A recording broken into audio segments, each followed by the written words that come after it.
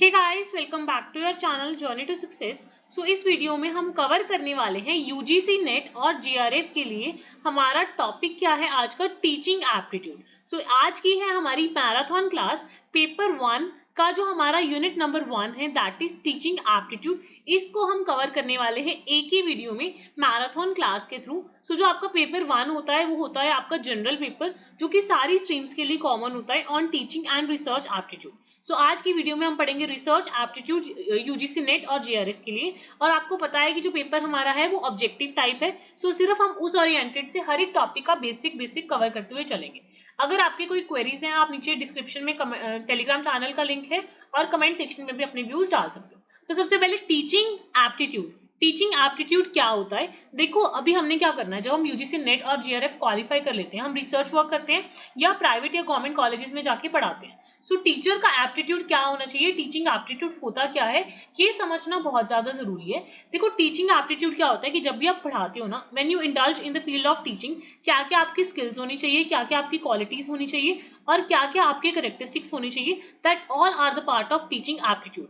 इसका मतलब है आपके अंदर प्रॉपर नॉलेज होनी चाहिए, आप लर्निंग को फैसिलिटेट करो और स्टूडेंट्स को एंगेज करो एजुकेशन प्रोसेस में, ये बहुत ज्यादा जरूरी है। टीचिंग के लिए क्या क्या जरूरी है वो यहाँ पे मैंने 10 पॉइंटर्स बेसिक मेंशन करे हैं। देखो, आपको कंटेंट की नॉलेज होनी चाहिए, मतलब जो आपका सब्जेक्ट है, सब्जेक्ट के ऊपर आपकी प्रॉपर कमांड होनी चाहिए, आपको पढ़ाना आना चाहिए, आपकी कम्युनिकेशन स्किल्स अच्छी होनी चाहिए कि आप जितने भी इंफॉर्मेशन है वो स्टूडेंट्स को अच्छी तरह कम्युनिकेट कर पा रहे हो क्लियरली।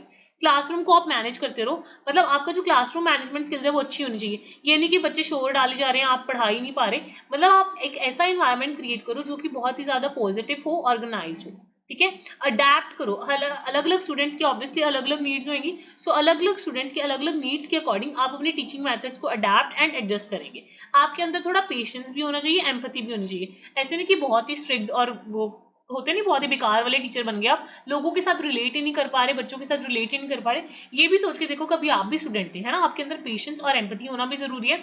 आप रेगुलर उनके अपने स्टूडेंट की असेसमेंट कर रहे हो, उनसे फीडबैक ले रहे हो। जैसे मैं आपको बार बार पूछती हूँ कि जो भी आपके व्यूज हैं आप कमेंट सेक्शन में डाल दो, that is a way of my feedback, right. Continuous learning होनी चाहिए, आपकी प्रैक्टिस ऐसी होनी चाहिए कि आप बच्चों को हमेशा अपडेटेड रखो with the latest research and knowledge, and उनको हमेशा सीख करो कि वो बार बार लर्न करते रहे कंटिन्यूसली। क्रिएटिविटी, आप बच्चों को बोलो कि क्रिएटिविटी यूटिलाइज करें, अपने वे ऑफ टीचिंग भी ऐसा होना चाहिए कि आप अलग अलग क्रिएटिव मेथड्स यूज कर रहे हो बच्चों को सिखाने के लिए। आपके खुद के अंदर मोटिवेशन होनी चाहिए और आपके स्टूडेंट्स में इंस्पायरिंग होनी चाहिए लर्न करने के लिए। ठीक है, उसके बाद आप रिफ्लेक्सिव प्रैक्टिसेस का यूज करो, मतलब सेल्फ रिफ्लेक्शन ऐसा करो कि बच्चे आपसे सीखें, जैसा आप बिहेव करो बच्चा उन चीजों से सीखे।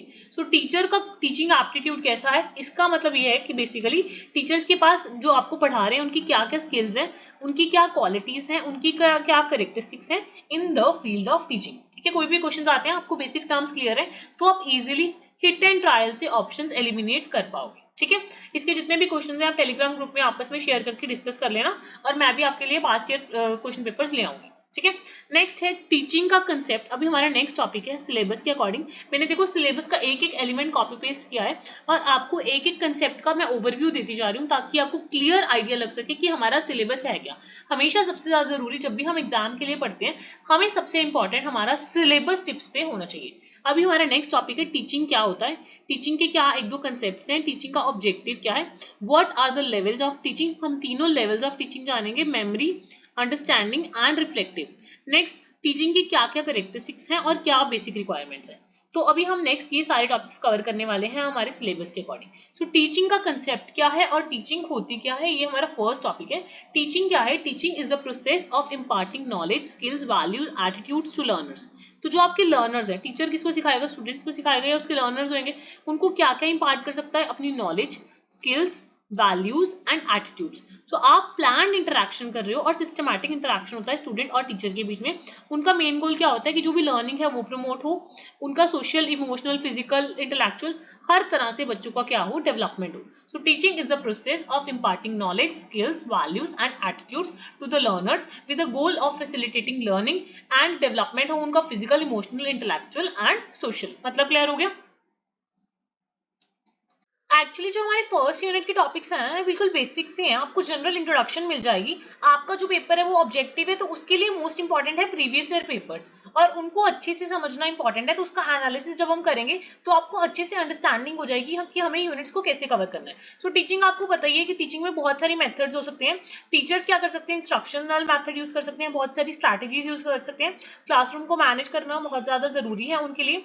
और असेसमेंट टेक्निक्स, मतलब आपने देखा होगा हमारे बहुत सारे टेस्ट होते थे स्कूल में, मॉक पेपर्स होते थे, वो क्या थे, सारे आपको असेस करने के तरीके थे।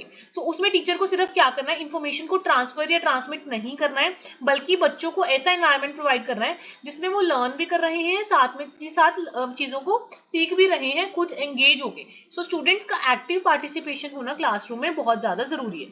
सो टीचर्स को क्या करना चाहिए कि वो क्यूरियोसिटी को इंस्पायर करे, क्रिटिकल थिंकिंग को एनहांस करे बच्चों की, प्रॉब्लम सॉल्विंग एबिलिटीज बढ़ाए बच्चों की, और ऐसी क्वालिटीज बच्चों के अंदर डेवलप करें कि बच्चे लाइफ लॉन्ग चीजों को सीखते रहें। सो मेन ऑब्जेक्टिव्स क्या है टीचर के, उनको सिर्फ एजुकेशनल लेवल पे बच्चों को नॉलेज नहीं प्रोवाइड करना है, बल्कि सब्जेक्ट एरिया के बारे में स्पेसिफिक लर्निंग आउटकम्स जो वो चाहिए वो भी सब प्रोवाइड करना है। सो कॉमन ऑब्जेक्टिव्स क्या है टीचिंग के, कॉमन ऑब्जेक्टिव्स हैं कि बच्चों को फैसिलिटेट करनी है लर्निंग, प्रमोट करनी है क्रिटिकल थिंकिंग, फॉस्टर करनी है बच्चों की क्रिएटिविटी, एनहांस करनी है सोशल स्किल्स, कल्टिवेट करनी है वैल्यूज एथिक्स, बिल्ड करना है सेल्फ कॉन्फिडेंस, और इंडिविजुअल बेसिस पे इंस्ट्रक्शंस देनी है। कई बार क्या होता है, किसी बच्चे की समझने की क्षमता कुछ और होती है, और कुछ बच्चे जल्दी समझ लेते हैं चीजों को और कुछ बच्चे टाइम लगाते हैं। सो इंडिविजुअल बेसिस पे अगर जरूरत पड़े तो इंडिविजुअल बच्चे की नीड्स के अकॉर्डिंग उनको इंस्ट्रक्शंस देनी है। उनकी लर्निंग आउटकम्स को कंटिन्यूसली टेस्ट के थ्रू असेस करना है, उनका फीडबैक लेना है, और अगर आपको लगे तो आप अपनी टीचिंग स्टाइल्स को इंप्रूव कर सकते हो, और इनकरेज करनी है लाइफ लॉन्ग लर्निंग।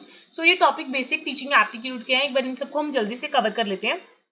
सो जब भी हम टीचिंग प्रोसेस की बात करेंगे ना, ये टॉपिक इंपॉर्टेंट है कि जब भी हम टीचिंग की बात करेंगे, 3 तरह की लर्निंग हो सकती है, 3 लेवल पे लर्निंग होती है। So when it comes to teaching, the process can be categorized into 3 categories, memory level, understanding level and reflective level. So ये तीनों स्टेजेस का समझना बहुत ज्यादा जरूरी है। बेसिकली देखो, हमने 3 स्टेजेस पढ़नी है।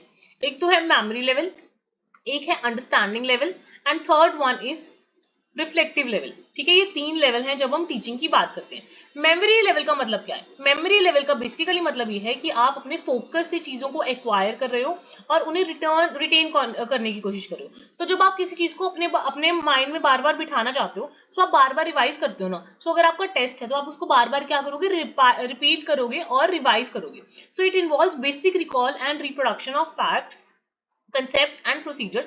सो स्टूडेंट्स अगर बार बार चीजों को अपनी मेमोरी में बिठाना चाहते हैं, मतलब लर्न करना चाहते हैं, तो वो कैसे कर सकते हैं उस चीज को, एक तो रिपीट करके, बार बार उन चीजों को जब आप रिपीट करोगे और बार बार उनको दोहराओगे, सो आपकी मेमोरी में वो बैठ जाएंगी और आपको वो चीजें लर्न हो जाएंगी। उसके अलावा आप क्या कर सकते हो, मेमोराइजिंग टेक्निक यूज कर सकते हो। जैसे फॉर एग्जाम्पल आपको कोई चीज बहुत ही डिफिकल्ट लग रही है ना, तो आप उसके मेमोनिक्स बना सकते हो, एक्रोनिम्स वगैरह बना सकते हो, या कोई वर्चुअल पिक्चर देख सकते हो जिससे आपको आसानी हो जाए उस चीज को मेमोराइज करने के लिए। जैसे याद है जब हम छोटे होते पढ़ते थे सोलर सिस्टम, तो हम एक्रोनिम नहीं करते थे, my very sweet mother just show us 9 planets, ऐसे हम मेमोनिक्स बनाते हैं ना, ताकि हमें वो चीजें याद रहें।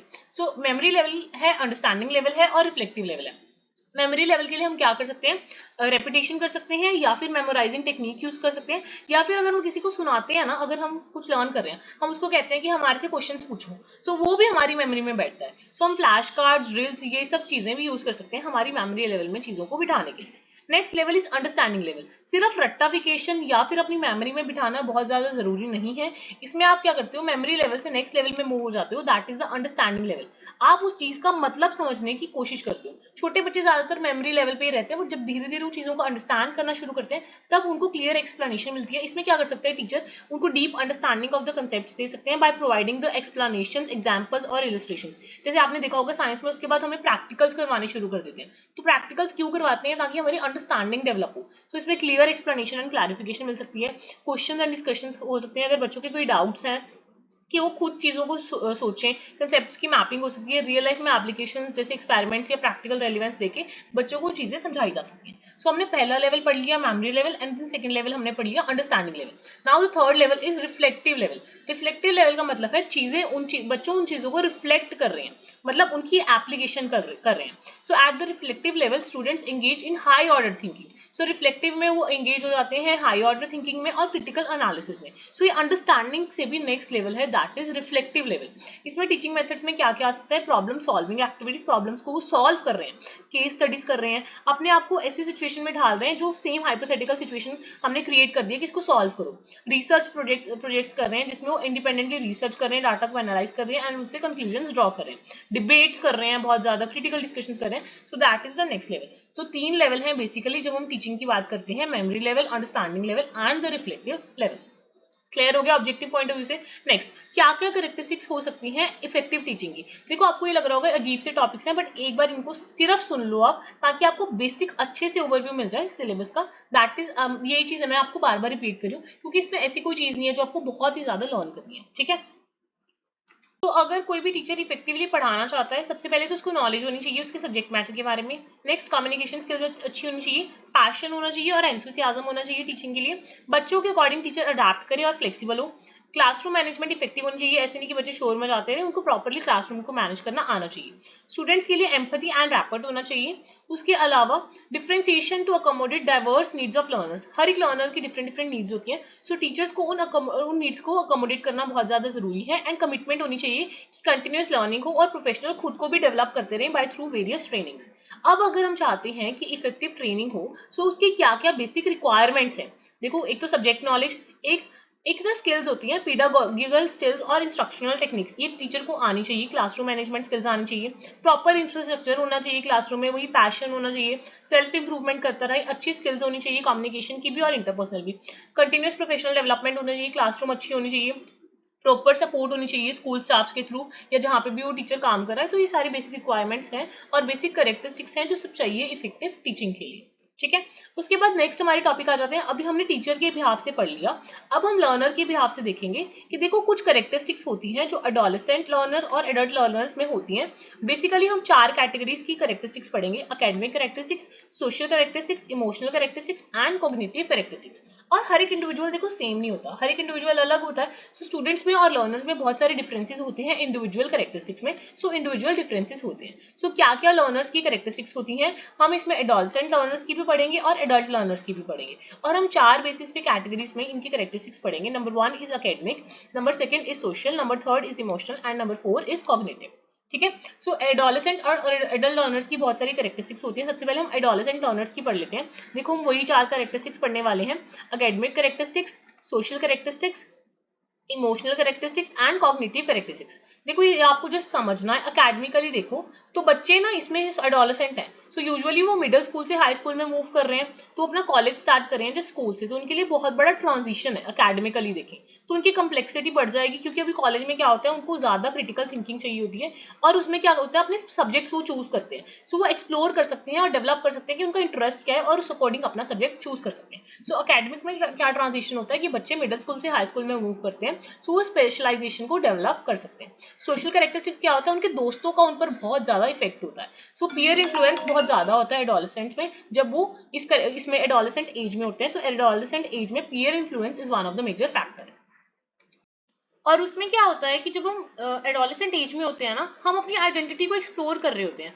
हमें उस टाइम अपनी सोसाइटी में एक प्लेस बनाने की कोशिश करता है बच्चा, आइडेंटिटी डेवलपमेंट होता है और छोटे छोटे ग्रुप्स का फॉर्मेशन हो जाता है। मतलब जिन लोगों का या जिन एडोलेसेंट्स का सेम इंटरेस्ट है वो सेम ग्रुप में आ जाते हैं, और जिनका डिफरेंट इंटरेस्ट है वो डिफरेंट ग्रुप में बन जाते हैं। So there is a formation of small groups and identity development होता है, और साथ के साथ पीयर इन्फ्लुएंस बहुत ज्यादा होता है एडोलेसेंट लर्नर्स में। उसके अलावा अगर हम इमोशनल कैरेक्टरिस्टिक्स की बात करें, तो जो एडोलेसेंट्स होते हैं वो वेरी हाई होते हैं इमोशंस में, और उनको अपने इमोशंस को रेगुलेट करना और मैनेज करना, इसमें काफी स्ट्रगल आता है। अगर आप खुद को भी देखोगे तो जब आप स्कूल टाइम में या मतलब एडोलेसेंट एज में थे, उस टाइम पे आपको अपनी इमोशंस को मैनेज करने में बहुत सारी दिक्कत आती थी। उसके अलावा आपको सेल्फ अवेयरनेस बढ़ जाती है उस टाइम में, आप अपने बारे में थोड़ा सा और सेल्फ अवेयर होने लग जाते हो, थोड़ा सा सेल्फ कॉन्शियस होने लग जाते हो, और आपका थोड़ा सा ना रिस्क टेकिंग बिहेवियर आ जाता है कि मुझे तो भाई इंडिपेंडेंट बनना है, मुझे अपनी बाउंड्रीज को टेस्ट करना है। So these all are the characteristic of the adolescent learners. उसके अलावा कॉग्निटिव कैरेक्टरिस्टिक्स क्या है कि अगर हम माइंड लेवल पे देखें तो क्या है कि आप चीजों को डिड्यूस करना शुरू कर देते हो, डिडक्टिव रीजनिंग करना शुरू कर देते हो, और क्या करते हो आप मेटाकॉग्निटिव स्किल्स को डेवलप करते हो। फॉर एग्जांपल आप प्लानिंग स्टार्ट करते हो, खुद को मॉनिटर करना स्टार्ट करते हो, आपके खुद के जो बिलीव्स हैं वो डेवलप होने स्टार्ट हो जाते हैं इन द एडोलेसेंट एज। अब अगर हम एडल्ट लर्नर्स की बात करें, एडल्ट लर्नर्स मतलब जो 18 से प्लस वाले लर्नर्स हैं, उनकी क्या क्या करेक्टरिस्टिक्स हैं, वही हम 4 कैटेगरीज में पढ़ेंगे इनकी जो करेक्टरिस्टिक्स हैं। एक तो हम पढ़ेंगे एकेडमिक करेक्टरिस्टिक्स, दूसरी हम पढ़ेंगे social characteristics, third one is emotional characteristics and last one is cognitive characteristics. देखो एक बार ओवरव्यू ही ले रहे हैं तो एक बार जल्दी से इनको कवर अप कर लेते हैं। देखो एकेडमिक करेक्टरिस्टिक्स में क्या होता है, जो एडल्ट्स होते हैं ना वो सेल्फ डायरेक्टेड लर्नर्स होते हैं, उनको किसी को बताना नहीं पड़ता कि आपको पढ़ना है या कुछ लर्न करना है, वो ऑटोमेटिकली मोटिवेटेड होते हैं अपने पर्सनल गोल्स के थ्रू, क्योंकि उन्हें अपना करियर एडवांस करना है। सो जो बंदा करियर एडवांस करना चाहेगा वो अपने आप सेल्फ मोटिवेट होकर अपने आप नई चीजों को सीखने की कोशिश करेगा। ऑब्वियसली उनके पास थोड़ी सी प्रायर नॉलेज एंड एक्सपीरियंस होता है लर्निंग प्रोसेस का, जो उनकी अंडरस्टैंडिंग को और ज्यादा ईजी कर देता है। और साथ के साथ वो चीजों को जो सीखते हैं एडल्ट्स, वो अपनी पर्सनल लाइफ में एप्लीकेट करते हैं उस नॉलेज को। सो प्रैक्टिकल एप्लीकेशन होता है इन द एडल्ट लर्नर्स। उसके बाद अगर हम सोशल करैक्टरिस्टिक्स की बात करें, हर एक एडल्ट लर्नर का जो बैकग्राउंड है, कल्चर है, प्रोफेशन है, वो अलग अलग होगा। सो उसके जो पर्सपेक्टिव्स होंगे वो भी अलग अलग होंगे। वो इस लर्निंग में बिलीव करते हैं एडल्ट लर्नर्स कि हम मिलके लर्न करेंगे ताकि हम अपने पीयर्स के साथ एक्सपीरियंसेस को शेयर कर सकें। वो अपने प्रोफेशनल नेटवर्क्स बनाते हैं ताकि वो अपॉर्चुनिटीज को ग्रास्प कर पाए। ठीक है। इमोशनल कैरेक्टरिस्टिक्स क्या होते हैं एडल्ट लर्नर्स के, वो थोड़े गोल ओरिएंटेड ज्यादा होते हैं, उनके पास थोड़े से टाइम कंस्ट्रेंट्स होते हैं। आपको पता है कि जो एडल्ट्स हैं उनको काम भी करना है, फैमिली को भी देखना है, बाकी रिस्पॉन्सिबिलिटीज को भी मैनेज करना है, तो लर्निंग में उन्हें थोड़े से कंस्ट्रेंट्स आ सकते हैं रिगार्डिंग द टाइम। और सेल्फ कॉन्फिडेंस उनका बिल्ड हो चुका होता है, बट कई बार उनके अंदर भी एंजाइटी या फियर ऑफ फेलियर होता है। उसके बाद कॉग्निटिव कैरेक्टरिस्टिक्स होते हैं कि वो चीज़ों को रिलेट कर पाते हैं रियल लाइफ के साथ, क्योंकि जो भी वो सीखते हैं वो मैंने जैसे आपको पहले बताया कि वो एप्लीकेबल कर सकते हैं इन देयर एवरीडे लाइफ। वो सेल्फ डायरेक्टेड लर्निंग करते हैं और क्रिटिकल थिंकिंग करते हैं। तो ये हमने पढ़ा कि क्या क्या एडल्ट्स के कैरेक्टरिस्टिक्स हो सकते हैं और क्या क्या एडोलेसेंट्स के कैरेक्टरिस्टिक्स हो सकते हैं जब हम लर्निंग पर्सपेक्टिव की बात करते हैं। बट ये है कि जो हर एक इंडिविजुअल है वो सेम तो नहीं होएगा, इंडिविजुअल में बहुत सारे डिफरेंसेस होंगे कि जो जिस वे से कोई भी इंडिविजुअल इंफॉर्मेशन को एक्वायर कर रहा है, मतलब इंफॉर्मेशन को ले रहा है, इंफॉर्मेशन को अपने माइंड में प्रोसेस कर रहा है और इंफॉर्मेशन को रिटेन करके रख रहा है, इस हर एक वे में इंडिविजुअल में बहुत सारा फर्क होगा, क्योंकि हर एक का लर्निंग स्टाइल डिफरेंट हो सकता है। फॉर एग्जाम्पल किसको पढ़ के रीड करके जल्दी जल्दी समझ आ जाता है, किसको लिख के समझ आता है, किसी को सुन के समझ आता है। हर एक का लर्निंग स्टाइल क्या हो सकता है, डिफरेंट हो सकता है। हर एक की कोग्निटिव एबिलिटीज, मतलब जिस वे से वो क्रिटिकल थिंकिंग वगैरह करता है वो डिफरेंट हो सकता है, नॉलेज डिफरेंट हो सकती है, एक्सपीरियंस डिफरेंट हो सकता है, मोटिवेशन। कई लोगों को ये होता है इतनी इतनी हमारी जॉब लगी हम सेटिस्फाइड है, बट कईयों को होता है कि नहीं हमें और भी बहुत कुछ करना है। सो हर एक का अपना अपना मोटिवेशन लेवल होता है। पर्सनल करेक्टरिस्टिक्स डिफरेंट होते हैं, cultural social economic factors different होते हैं, इमोशनल फैक्टर्स डिफरेंट होते हैं, स्ट्रैटेजी लर्न करने की डिफरेंट डिफरेंट होती है, असेसमेंट प्रेफरेंसेस अलग अलग होती हैं। या कई बार क्या होता है, कई बच्चे क्या होते हैं लर्निंग डिसेबिलिटीज होती है और उनको स्पेशल नीड्स की रिक्वायरमेंट होती है इन द लर्निंग। सो हर एक बंदा सेम नहीं है जब हम लर्निंग पर्सपेक्टिव की बात करते हैं।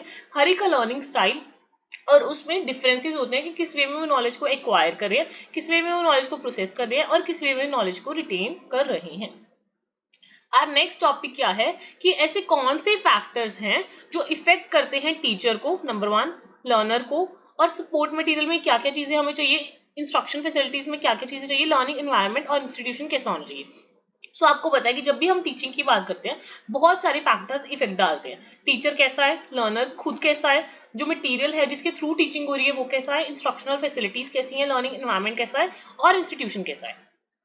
सो टीचर क्या है, जो टीचर है उसको प्रॉपर क्या होनी चाहिए, नॉलेज होनी चाहिए, एक्सपीरियंस होनी चाहिए, अच्छी स्ट्रैटेजीज एंड अप्रोचेज यूज करें, कम्युनिकेशन एंड प्रेजेंटेशन स्किल्स अच्छी होनी चाहिए, क्लासरूम मैनेज करना आना चाहिए और टीचर की जो एटीट्यूड्स एंड बिलीव्स हैं वो भी सही होने चाहिए। अब अगर हम लर्नर की बात करें तो लर्नर कैसा होना चाहिए, लर्नर को खुद रेडीनेस टू लर्न होनी चाहिए कि उसको सीखने की इच्छा होनी चाहिए और थोड़ी बहुत प्रायर नॉलेज होनी चाहिए। अब टीचर जो टीच करेगा वो बच्चे की लर्निंग स्टाइल या प्रेफरेंसेस के अकॉर्डिंग करेगा और लर्नर के अंदर मोटिवेशन एंड एंगेजमेंट होनी चाहिए। अगर कोई लर्निंग में चैलेंजेस आते हैं बच्चा उसको ओवरकम कर पाए, और उसका बैकग्राउंड और फैक्टर्स बहुत सारे इंडिविजुअल डिफरेंसेस रेज करता है इन द लर्नर। सो उस सबके अकॉर्डिंग ये टीचर क्या करेगा, टीच करेगा। Next is support material. अब सपोर्ट मटेरियल में क्या क्या चीजें आ सकती हैं। अब देखो पढ़ाने के लिए टीचर सपोर्ट मटेरियल यूज करते हैं, ऑब्वियसली किसी के थ्रू ही पढ़ाएंगे, जैसे मैं अभी पीपीटी के थ्रू पढ़ा रही हूँ। सो ये आपके लिए विजुअल एड्स है एंड मल्टीमीडिया है, मतलब मैं बोल भी रही हूँ मल्टीमीडिया मतलब combination of various medias. So क्या क्या सपोर्ट मटेरियल में आ सकता है, text book and educational resources आ सकती हैं, टेक्नोलॉजी एंड डिजिटल टूल्स आ सकते हैं, सप्लीमेंट्री मटेरियल आ सकता है, विजुअल एड्स आ सकते हैं एंड कई बार अडेप्टिव एंड असिस्टिव टेक्नोलॉजीज भी यूज में ली जाती है। अब इंस्ट्रक्शनल फैसिलिटीज, मतलब कहाँ पे टीचिंग ली जा रही है। तो अभी फिलहाल मैं तो टेक्नोलॉजी इंटीग्रेशन के थ्रू पढ़ा रही हूँ, मतलब टेक्नोलॉजिकल इंफ्रास्ट्रक्चर के थ्रू पढ़ा रही हूँ। बट अगर ऑफलाइन टीचिंग होती है तो क्या क्या हो सकता है, क्लासरूम का डिजाइन कैसा है, क्लासरूम की लेआउट कैसी है, क्या प्रॉपर पढ़ाने के लिए इक्विपमेंट एंड रिसोर्सेज हैं, प्रॉपर स्पेस है कि बच्चे बैठ पाए, adequate space and sitting arrangement होनी चाहिए, सेफ्टी एंड एक्सेसिबिलिटी होनी चाहिए, प्रॉपर टेक्नोलॉजी इंफ्रास्ट्रक्चर होना चाहिए, ताकि अच्छे से जो इंस्ट्रक्शंस हैं या लर्निंग एनवायरनमेंट क्रिएट किया जा सके। अब लर्निंग एनवायरनमेंट कैसा होना चाहिए, learning environment proper classroom culture होना चाहिए, कोलैबोरेटिव लर्निंग एंड अपॉर्चुनिटीज होनी चाहिए। और कई बार क्या होता है, इंडिविजुअल को कोई पर्सनलाइज लर्निंग चाहिए होती है, तो वो ऐसा एनवायरनमेंट होना चाहिए कि पर्सनलाइज लर्निंग भी डेवलप हो। ठीक है, सबको इंक्लूड करके चलें क्लास में, और डाइवर्सिटी कंसिडरेशन होनी चाहिए, और supportive and positive social interaction होनी चाहिए। उसके बाद इंस्टीट्यूशन कैसा होना चाहिए, मतलब इंस्टीट्यूशन की जो पॉलिसीज हैं और करिकुलम डिजाइन है वो प्रॉपर होना चाहिए। सो इंस्टीट्यूशन के लिए करिकुलम डिजाइन एंड अलाइनमेंट बहुत ज्यादा जरूरी है। Policies and guidelines of teaching proper होनी चाहिए। प्रोफेशनल डेवलपमेंट अपॉर्चुनिटीज होनी चाहिए, मतलब जो टीचर्स हैं उनको प्रॉपर ट्रेन करने की जो अपॉर्चुनिटीज है वो प्रॉपर होनी चाहिए। ठीक है, उसके अलावा सपोर्टिव एडमिनिस्ट्रेशन होनी चाहिए, और जितनी भी रिसोर्सेज है, फंडिंग है, वो इंस्टीट्यूशन को मिलनी चाहिए। सो ये कुछ फैक्टर्स हैं। ऑब्वियसली अगर हम लर्निंग की बात करते हैं तो मैंने आपको बताया कि बहुत सारे फैक्टर्स हैं जो इफेक्ट डालते हैं, that is teacher, learner, supporting material, instructional facilities, learning environment and the institution. ठीक है, इसके बाद हमारा नेक्स्ट टॉपिक आ जाता है। देखो बहुत सारे ना मेथड्स होते हैं टीचिंग के इंस्टीट्यूशंस में for the higher learning. So there are various methods of in institutions of higher learning. So अगर हम हमारे सिलेबस के अकॉर्डिंग देखें तो बेसिकली दो तरह के मेथड हैं। एक तो है teacher centred versus learner centred method, कि कुछ मेथड तो ऐसे होते हैं जो टीचर के ऊपर ज्यादा फोकस करते हैं, टीचर सेंटर्ड होते हैं, और कुछ मेथड्स ऐसे होते हैं जो लर्नर सेंटर्ड मेथड्स होते हैं। एक तो हमने ये वाले मेथड्स पढ़ने हैं, एक हमने ऑनलाइन वर्सेस ऑफलाइन मेथड्स पढ़ने हैं। सो बहुत सारे मेथड्स हैं टीचिंग के इन इंस्टीट्यूशंस ऑफ हायर लर्निंग। सो हमारे सिलेबस के अकॉर्डिंग हम teacher centred versus learner centred method पढ़ेंगे, और साथ में ही ऑफलाइन वर्सेस ऑनलाइन मेथड्स पढ़ेंगे, जिसमें दो तीन स्पेसिफिक हमारे सिलेबस के अकॉर्डिंग टॉपिक्स हैं, उनको भी कवर कर लेंगे।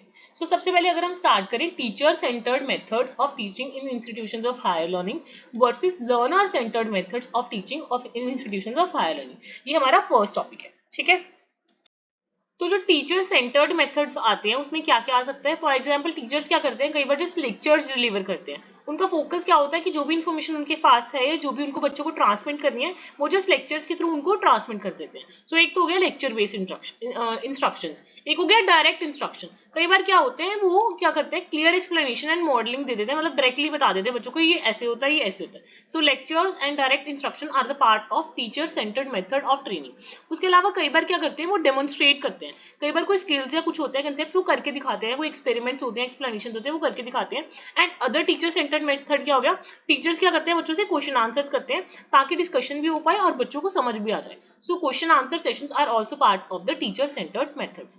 बट अगर हम लर्नर सेंटर्ड मेथड्स की बात करेंगे तो लर्नर्स को हम ज्यादा इन्वॉल्व करेंगे। सो इसमें क्या होगा, एक्टिव लर्निंग स्ट्रैटेजीज इंक्लूड होंगी, जिनमें इंकरेज करेंगे हम बच्चों को क्रिटिकली थिंक करने के लिए और प्रॉब्लम्स को सॉल्व करने के लिए। Next is problem based learning, कि कोई प्रॉब्लम दे दिया, कोई प्रोजेक्ट दे दिया, उसके बेसिस पर बच्चे जो है वो लर्नर्स जो है वो लर्न करें, या कोई केस स्टडी एंड डिस्कशंस करवा दी। So active learning strategies, problem solving based learning, project based learning and case studies and discussions. उसके अलावा हमारे सिलेबस के अकॉर्डिंग हमारे दो मेथड्स और हैं, online methods and the offline methods of teaching. अगर हम ऑफलाइन मेथड्स ऑफ टीचिंग की बात करें, एक तो आपने बचपन से ही देखा होगा ट्रेडिशनल क्लासरूम इंस्ट्रक्शन है, कि क्लासरूम में जाके आपको इंस्ट्रक्शन मिल रही हैं, या लेक्चर्स एंड डिस्कशंस हो रहे हैं in person by the instructor. उसके अलावा कई बार होता था ऑफलाइन में ही स्मॉल ग्रुप एक्टिविटीज करवा देते थे, कि आपको स्मॉल स्मॉल ग्रुप्स में बांध देते थे, जहाँ पे बच्चे मिलकर प्रोजेक्ट्स करते थे, प्रॉब्लम सॉल्विंग वगैरह करते थे। कई बार कोई स्किल्स होती हैं जिनमें हैंड्स ऑन एक्सपीरियंस चाहिए होता है, तो hands on experience classes and field works करवा सकते हैं। ट्यूटोरियल्स और मेंटरिंग के स्मॉल स्मॉल ग्रुप्स के सेशंस हो सकते हैं, जिसमें पर्सनलाइज्ड बेसिस पे बच्चों को उनकी रिक्वायरमेंट्स के अकॉर्डिंग सिखाया जा सकता है। सो ऑफलाइन मेथड्स में क्या क्या आ सकता है, ट्रेडिशनल क्लासरूम टीचिंग आ सकती है, लेक्चर्स एंड डिस्कशंस आ सकता है, स्मॉल ग्रुप एक्टिविटीज आ सकता है, हैंड्स ऑन एक्सपीरियंस आ सकता है, ट्यूटोरियल्स एंड मेंटरिंग भी आ सकता है। इसके अलावा अगर हम ऑनलाइन मेथड्स ऑफ टीचिंग की बात करें, ऑनलाइन मेथड्स ऑफ टीचिंग में हमारे पास ये तीन बहुत इंपॉर्टेंट है। एक तो आपने देखा होगा कि आजकल इंटरनेट के थ्रू बहुत सारे प्लेटफॉर्म्स फेमस हैं जो आपको पढ़ा रहे हैं। सो जैसे हम भी हैं, तो हम कौन सा मेथड टीचिंग का यूज कर रहे हैं, हम online method of teaching use कर रहे हैं थ्रू द यूट्यूब। ठीक है, तो वर्चुअल क्लासरूम एंड वेबिनार हो सकते हैं, वेबिनार जैसे जूम पे हो गया, ऐसे बहुत सारे वहाँ पे हो सकता है, कि अगर हम ऑनलाइन कन्वर्सेशन प्लेटफॉर्म्स की बात करें। So over the internet real time आपको पढ़ाया जा सकता है, या रिकॉर्डेड सेशंस के थ्रू पढ़ाया जा सकता है, जहाँ पे प्रेजेंटेशन होती है और कोलैबोरेटिव एक्टिविटीज होती हैं। कई बार ब्लेंडेड अप्रोच भी यूज कर लेते हैं, ऑनलाइन एंड ऑफलाइन का कॉम्बिनेशन भी यूज कर लेते हैं, बट हमारे सिलेबस के अकॉर्डिंग ये 3 इंपॉर्टेंट थे। एक तो था massive open online courses, MOOC, ठीक है, ये क्या है, मैसिव ओपन ऑनलाइन कोर्सेज। और दूसरा क्या है, स्वयं प्लेटफॉर्म है, और एक क्या है, स्वयं प्रभा D2H चैनल्स। आपने देखा होगा, एक तो है मैसिव ओपन ऑनलाइन कोर्सेज हैं जो लार्ज नंबर ऑफ पार्टिसिपेंट्स को सेम टाइम पर कैटर करते हैं। इसमें प्री रिकॉर्डेड वीडियो लेक्चर्स होते हैं, क्विजेज होती हैं, असाइनमेंट्स होती हैं और डिस्कशन फोरम्स होते हैं। सो ये क्या है, मैसिव ओपन ऑनलाइन कोर्सेज हैं जो बहुत सारे अवेलेबल होते हैं जहां से आप सीख सकते हो। नेक्स्ट क्या है, स्वयं प्लेटफॉर्म है, ये इंटरैक्टिव कोर्सेज होते हैं, स्टडी मटेरियल प्रोवाइड किया जाता है और आपकी असेसमेंट करी जाती है through the various renowned Indian institutions. So एक स्वयं प्लेटफॉर्म है और एक स्वयं प्रभा D2H चैनल्स है। आपने देखा होगा D2H चैनल्स पे फ्री पढ़ाया जाता है। सो डेडिकेटेड एजुकेशन चैनल्स भी ब्रॉडकास्ट होने स्टार्ट हुए थे जहां पे आपको प्री रिकॉर्डेड लेक्चर्स मिल रहे थे एंड एजुकेशनल कंटेंट मिल रहा था वेरियस सब्जेक्ट्स का ऑन द टीवी, ठीक है। नेक्स्ट आपको पता है कि जब हम टीचिंग की बात करते हैं हमें बहुत सारा सपोर्ट मटेरियल चाहिए होता है। ट्रेडिशनल जो सपोर्ट मटेरियल है और जो modern and ICT based support material है उसमें बहुत सारा फर्क है, क्योंकि जो पुराना सपोर्ट मटेरियल था ना उसमें क्या क्या आता था, उसमें हमारी टेक्स्ट बुक्स आ गई, प्रिंटेड मटेरियल आ गया, ज्यादातर रेफरेंसेस बुक, टेक्स्ट बुक्स ये सब यूज करते थे। क्लासरूम सप्लाईज जैसे आपने देखा होगा, व्हाइट बोर्ड हो गया, मार्कर, चार्ट, मॉडल्स, ये सब यूज होता था बच्चों को पढ़ाने के लिए। लाइब्रेरी में बच्चे जाके ज्यादा आज भी पढ़ते हैं, चलो लाइब्रेरी रिसोर्सेज यूज होती थी जहाँ पे कलेक्शन ऑफ बुक्स, जर्नल सब कुछ मिल जाता है। पीयर्स के साथ आपस में इंटरेक्शन करके अपनी नॉलेज शेयर करते हैं और टीचर और स्टूडेंट का प्रॉपर इंटरेक्शन होता है। सो ट्रेडिशनल सपोर्ट सिस्टम में क्या क्या आएगा, टीचिंग सपोर्ट सिस्टम में text book and printed material, classroom supplies, library resources, peer collaboration and teacher student interaction.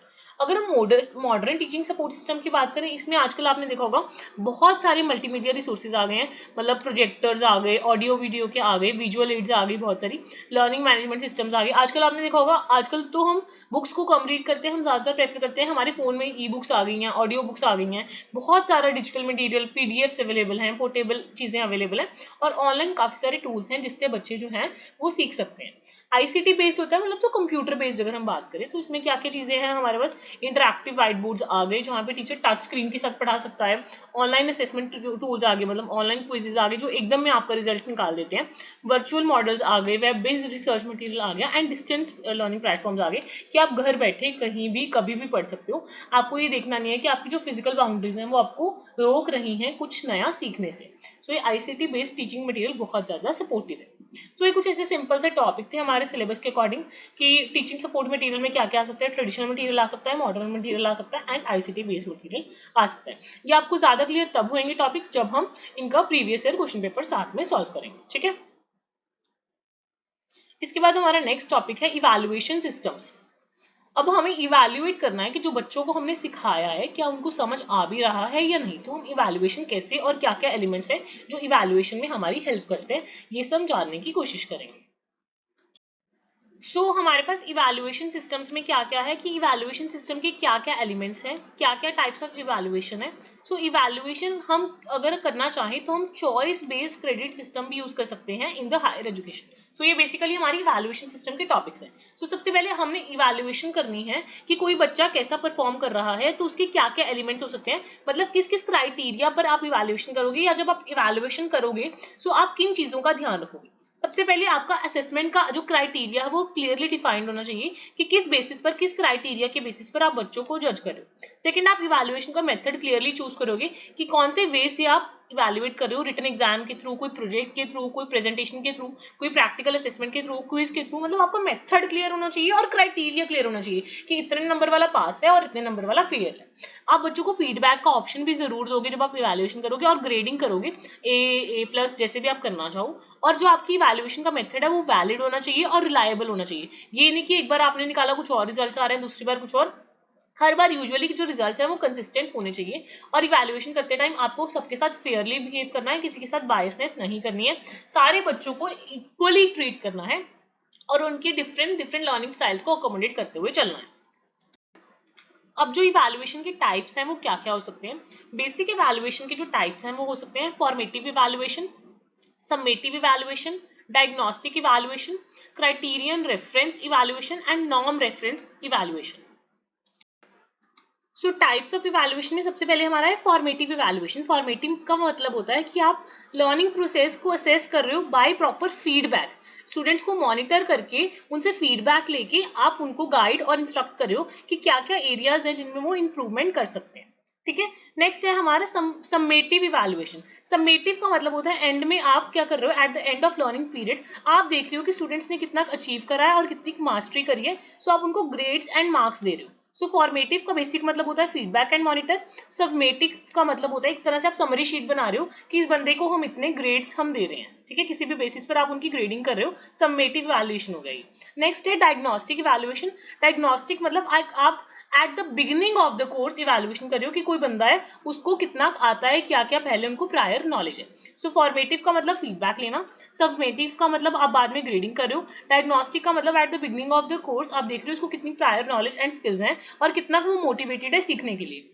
Next is criteria reference evaluation, कि आपने क्राइटेरिया और स्टैंडर्ड्स सेट करें, उसके अगेंस्ट आपकी उसकी परफॉर्मेंस को क्या कह रहे हो, मैच करके देख रहे हो। Next is norm reference evaluation, कि जो भी उसके पीयर्स हैं, नॉर्म्स मतलब जो भी आप उसके पीयर्स वगैरह हैं या रिलेटिवली आप देख रहे हो कि कितना फर्क है।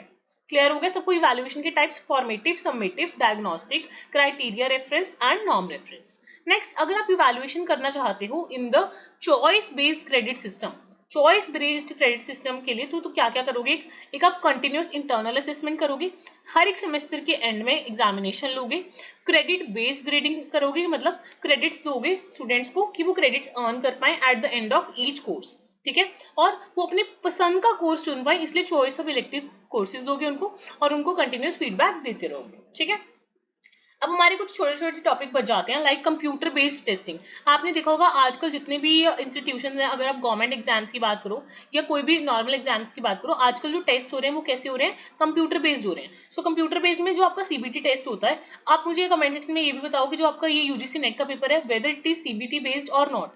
तो ये भी आपको पता होना चाहिए कि जो हम पेपर के लिए प्रिपेयर कर रहे हैं वो वेदर ओएमआर शीट पे कंडक्ट किया जाएगा या कंप्यूटराइज सिस्टम के थ्रू किया जाएगा। सो कंप्यूटर बेस्ड टेस्टिंग का मतलब है जो एडमिनिस्ट्रेटर है वो कंप्यूटराइज सिस्टम के थ्रू आपका टेस्ट ले रहा है। सो इसमें क्या क्या चीजें ध्यान में रखनी है, जो आपका पेपर होगा वो कंप्यूटर के थ्रू होगा, सो इलेक्ट्रॉनिक डिलीवरी होगी, मतलब जो आपका क्वेश्चन पेपर या जो आंसर्स आपको मार्क करने होंगे वो इलेक्ट्रॉनिकली करने होंगे। फ्लेक्सिबिलिटी हो जाती है क्योंकि वो टेस्ट शेड्यूल अपने अकॉर्डिंग कर सकते हैं, ऑटोमेटिकली साइड पे डेट से या टाइमर आ जाता है, उस अकॉर्डिंग आपका टेस्ट कंडक्ट होता रहता है। इंस्टेंट रिजल्ट्स भी मिल जाते हैं कई बार, वैसे यूजुअली गवर्नमेंट एग्जाम्स इस एग्जाम्स के एकदम इंस्टेंट रिजल्ट्स नहीं आते, but immediate scoring and feedback हो जाती है। अडेप्टिव टेस्टिंग हो सकती है, हर एक स्टूडेंट के अकॉर्डिंग स्पेसिफिक एल्गोरिदम सेट की जा सकती है। एनहांस सिक्योरिटी होती है क्योंकि आपको पता है कि टीचिंग को प्रिवेंट करने के लिए वो कोई और एक्सेस नहीं देते, आप सिर्फ वो टेस्ट ही खोल सकते हो उस टाइम पे। असेसिबिलिटी आप कर सकते हो अपने अकॉर्डिंग, क्योंकि आप फॉन्ट को एडजस्ट कर सकते हो, स्क्रीन को मैग्नीफाई कर सकते हो। सो अगर किसी को डिसेबिलिटीज है उस अकॉर्डिंग कलर कंट्रास्ट ऑप्शंस लगाए जा सकते हैं, या कोई और टेक्स्ट टू स्पीच कन्वर्जन्स भी किए जा सकते हैं। एफिशिएंट स्कोरिंग एंड एनालिसिस होती है, मतलब चीटिंग वगैरह के चांसेस कम हो जाते हैं। मल्टीमीडिया का इंटीग्रेशन कर सकते हैं जब भी हम सीबीटी टेस्ट लेते हैं। कॉस्ट और रिसोर्सेज में बहुत ज्यादा फर्क पड़ता है, क्योंकि जब पेपरों की मैनुअल चेकिंग होती है तो पेपर बहुत ज्यादा वेस्ट होता है, एक तो प्रिंटिंग का खर्चा, डिस्ट्रीब्यूशन का खर्चा, मैनुअल स्कोरिंग का खर्चा, तो ये सारी कॉस्ट कम हो जाती है। हाउएवर इनिशियल कॉस्ट जो होती है वो तो हाई होती है, बट लॉन्ग रन में जो कॉस्ट है वो कम हो जाती है।